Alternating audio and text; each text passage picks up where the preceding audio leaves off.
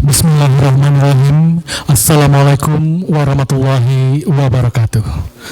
Alhamdulillahirrabbilalamin. Assalatu wassalamu ala asrafil anbiya'i wal mursalin wa ala alihi wa sahbihi rasulillahi ajma'in.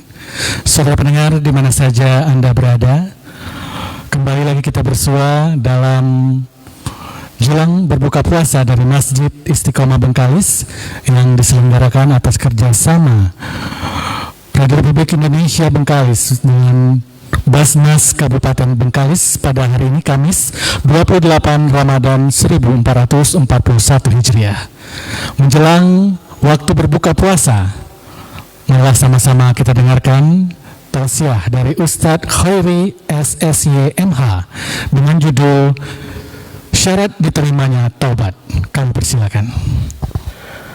Assalamualaikum warahmatullahi wabarakatuh.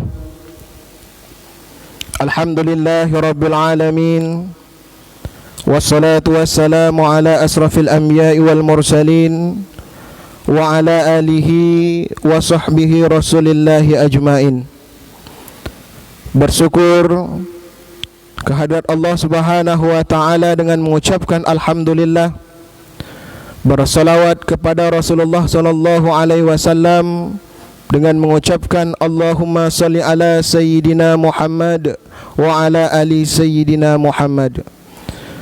Kaum muslimin pendengar Radio Republik Indonesia Bengkalis yang berbahagia, Badan Amil Zakat Nasional Kabupaten Bengkalis bekerja sama dengan pengurus Masjid Agung Istiqomah Bengkalis melaksanakan tausiah menjelang saat-saat berbuka puasa. Judul tausiah singkat kita pada sore hari ini adalah syarat diterimanya taubat. Taubat berasal dari kata taba yatubu taubatan, yang artinya kembali. Kembali kepada jalan yang benar setelah seseorang melakukan sebuah kesalahan.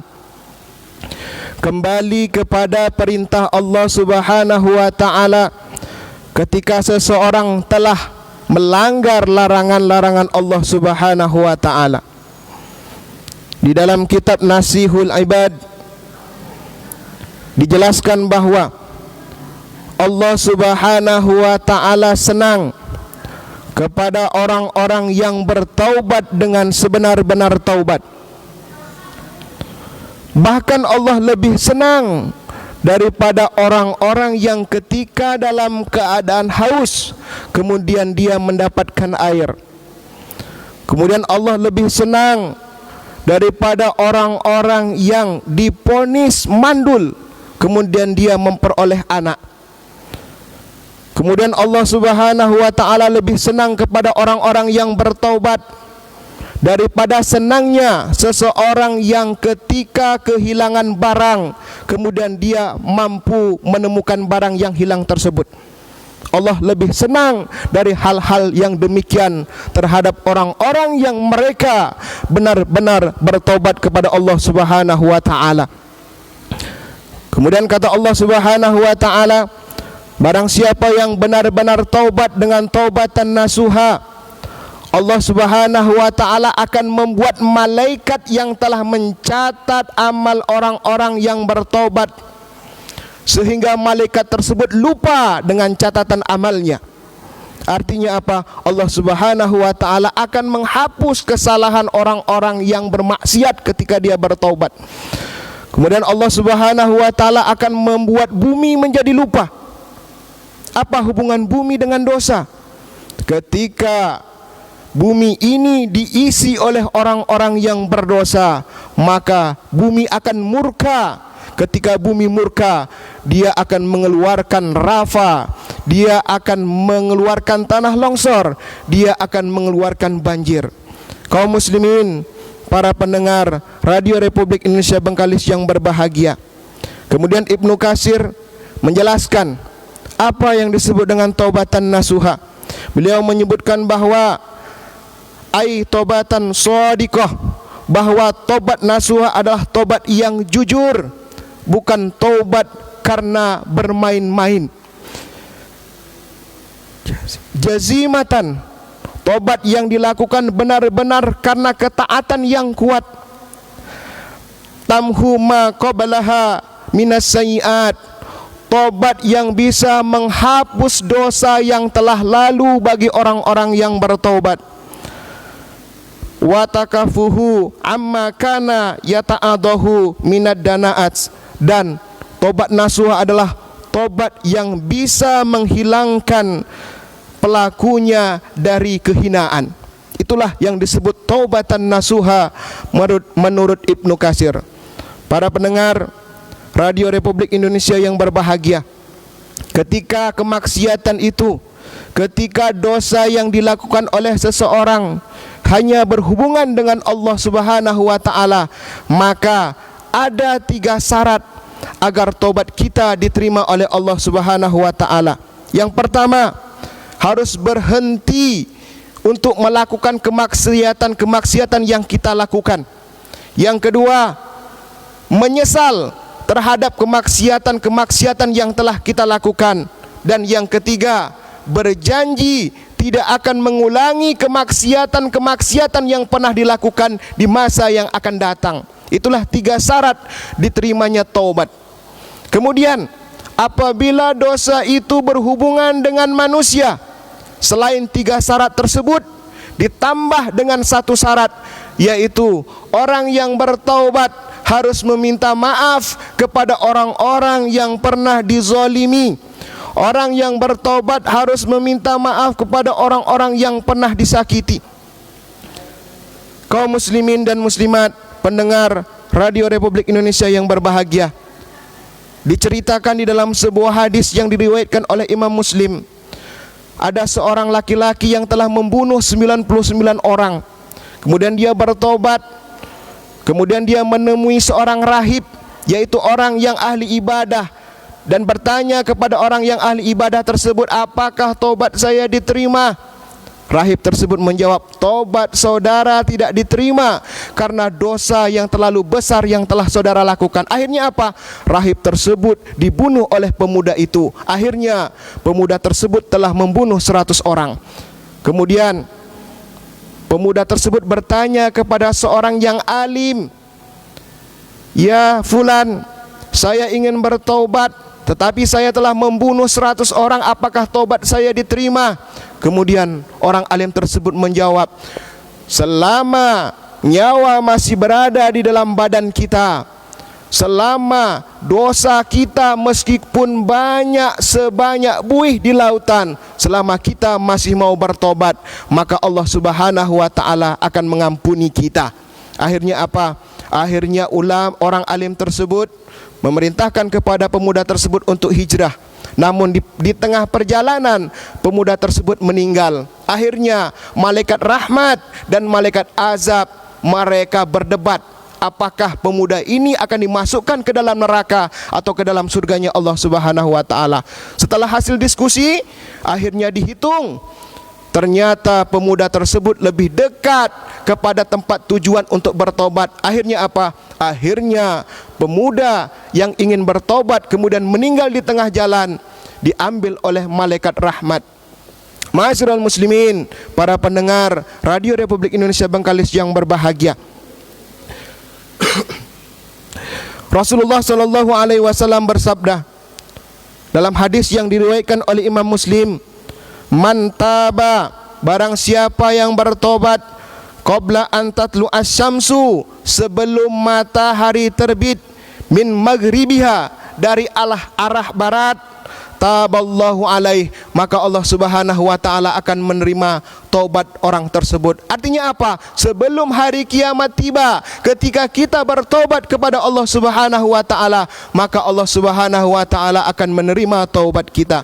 Kemudian yang kedua, berdasarkan hadis yang diriwayatkan oleh Imam At-Tirmizi, innallaha yakbalu, sesungguhnya Allah Subhanahu wa taala menerima taubatal abdi, taubat seorang hamba, malam yugorgir, selama nyawa belum sampai di kerongkongan.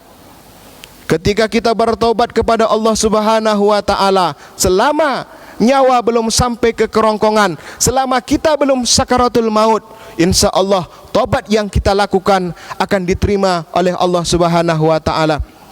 Para pendengar Radio Republik Indonesia yang berbahagia, kemudian Rasulullah sallallahu alaihi wasallam mengingatkan kepada kita berdasarkan hadis yang diriwayatkan oleh Imam Muslim.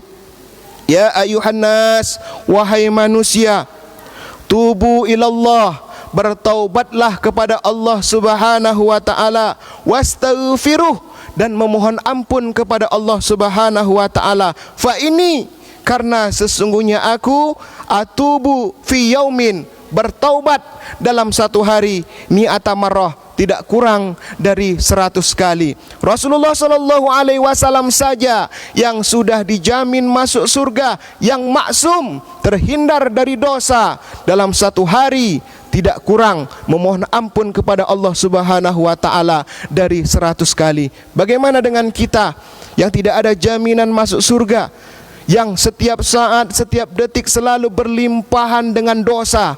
Apakah kita mampu beristighfar, memohon ampun kepada Allah Subhanahu wa taala dalam satu hari 100 kali? Oleh karena itu, marilah kita perbaiki diri kita. Setiap kesalahan-kesalahan yang kita lakukan, marilah kita memohon ampun kepada Allah Subhanahu wa taala, meminta maaf dengan sesama manusia. Iringi setiap perbuatan kita dengan kebaikan.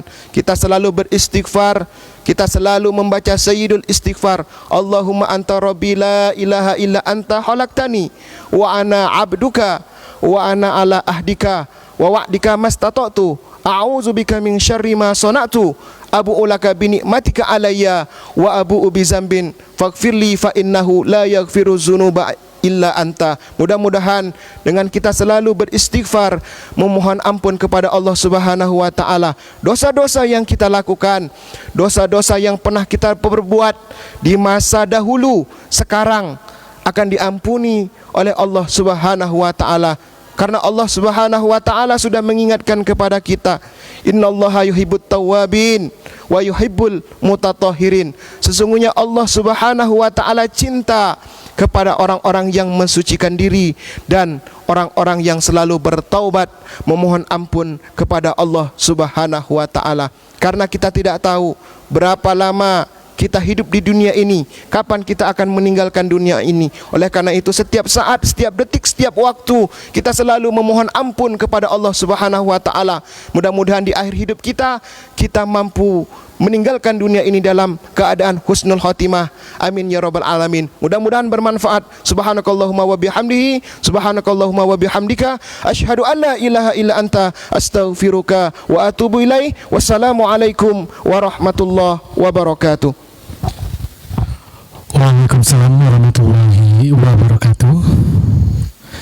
Saudara pendengar, tadilah sama-sama kita dengarkan tausiah dari Ustadz Khairi SSC MH, dan kami informasikan juga untuk waktu berbuka puasa pada hari ini pukul 18.15 waktu Indonesia Barat. Selanjutnya kita dengarkan pembacaan ayat suci Al-Quran oleh Syahlan SPDI, Quran Surah Ali Imran. Dipersilakan.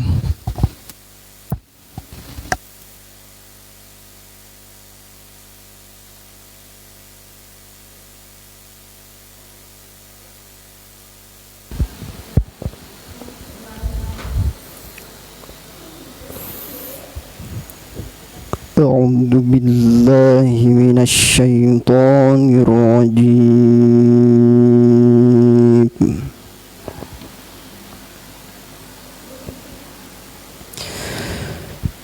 Bismillahirrahmanirrahim.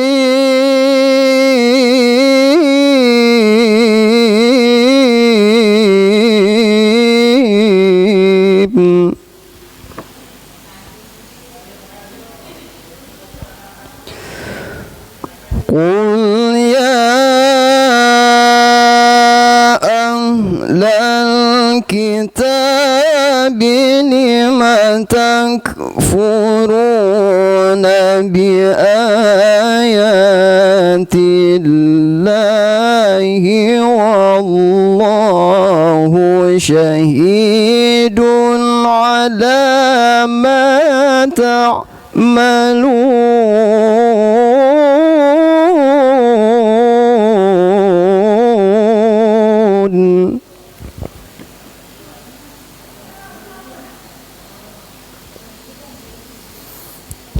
Qul ya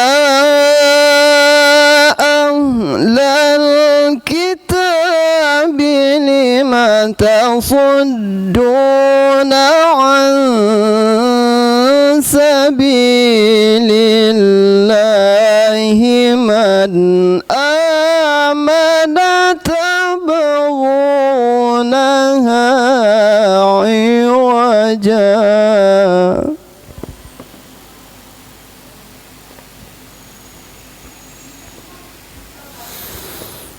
Man amana tabghunaha iwajan wa antum syuhada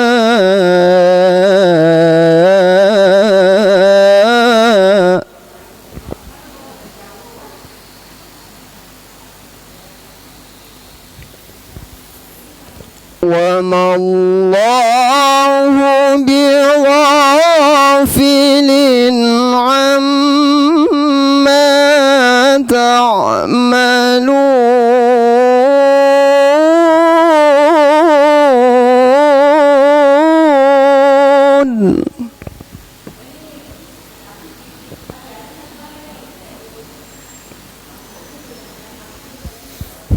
Ya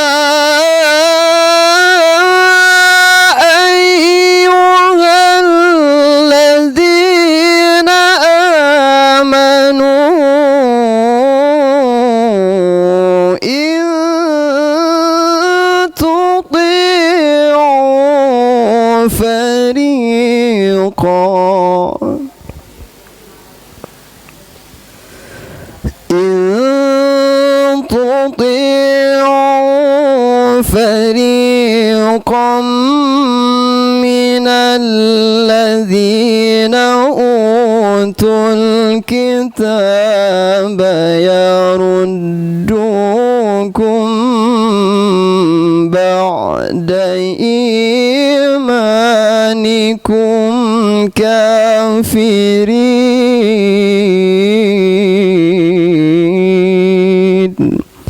Sadaqallahul azim.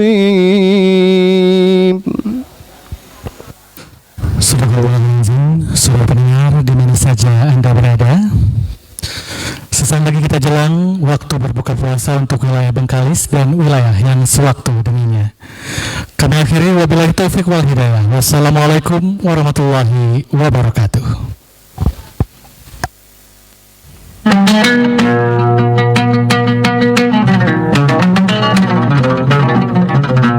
Assalamualaikum warahmatullahi wabarakatuh. Saya Haji Bustami Hayat.